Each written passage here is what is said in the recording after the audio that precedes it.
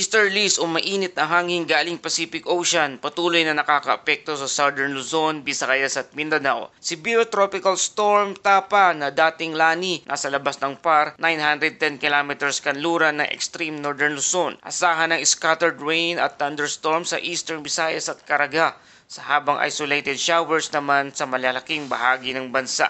Magandang araw Pilipinas! Ito ang Pilipinas Weather ngayong araw ng Lunes, September 8, 2025. Ito ang update sa ating panahon. Pero bagong lahat, huwag kalimutang mag-like, share, and subscribe para lagi kang updated sa panahon. Salamat sa iyong suporta. Sa ngayon, easterlies ang namamayani kaya't ramdam ang maalinsangang hangin at posibilidad ng mga pag-ulan lalo na sa silangang bahagi ng bansa. Samantala, nasa labas na ng Philippine Area of Responsibility o PAR ang Severe Tropical Storm na Tapa o dating Bagyong Lani. Huling namataan ito kaninang alas 3 ng madaling araw na sa layong 910 kilometers sa kanluran ng extreme Northern Luzon. May taglay na lakas na hangin ng 95 kilometers per hour malapit sa gitna at may pagbugso na aabot sa 115 kilometers per hour.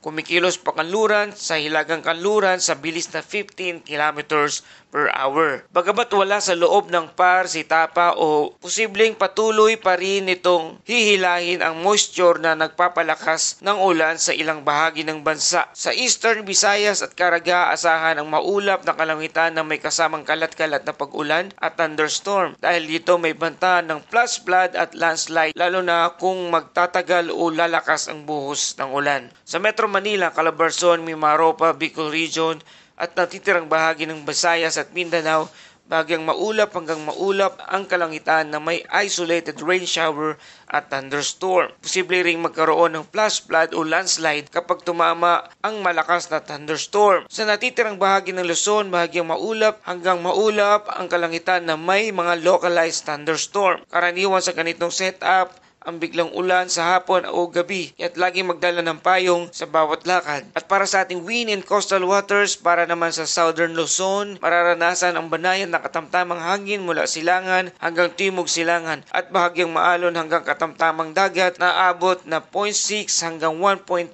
metro ang taas ng alon. Sa natitirang bahagi ng Luzon, banayad hanggang katamtaman din ang hangin mula timog silangan hanggang timog, kaya't ligtas pa rin ang mga pangingisda at maliliit na sasakyang pandagat, bagamat mainam pa rin mag-ingat lalo na sa mga thunderstorm. Bagamat banayad ang hangin, huwag maging kampante lalo na't pwedeng may kasabay na bigla ang ulan at kulog na delikado rin sa paglalayag. Ngayong panahon ng Setyembre, madalas ang pagpasok ng mga bagyo o lumalapit sa Philippine Area of Responsibility o PAR. Kung matatandaan ninyo noong September 2009, si Undoy ay nagdulot ng matinding pagbaha sa Metro Manila. Kaya't kahit wala sa loob ng bansa ang bagyo, hindi dapat ibaba ang ating alerto. At para sa ating daily Bible verse, ang Diyos ang ating kanlungan at kalakasan handang saklolo sa oras ng kagipitan.